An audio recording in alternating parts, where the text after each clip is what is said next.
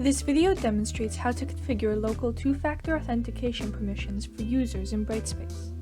Use two-factor authentication to require two distinct forms of identification from users when they log in.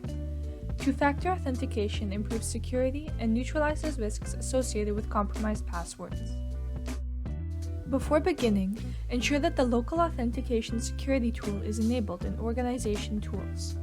This allows you to make changes to how users log in locally to Brightspace and whether they can configure two-factor authentication. By default, all users can log in locally. In Roles and Permissions, click the role you want to configure from the role list. Filter to see the permissions for the local authentication security tool. Then configure the following. For the roles you want to be able to override local authentication security for users, enable the Can Override Users Local Authentication Security Setting permission. For the roles you no longer want to be able to perform local login, select the Disable Allowing Local Login permission.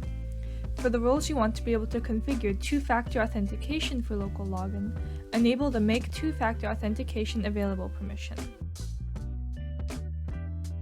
For any users where these role permissions should be overridden, in the Users tool, search for the user and click their name. From the User Info tab, navigate to the Local Authentication section. Select the Override Default Role settings for this user setting. Select whether the local Brightspace login availability is available to the user. If available, the user can log into Brightspace locally regardless of their role permissions. Select whether two-factor authentication availability is not available or optional. If optional, the user can configure two-factor authentication for their account settings.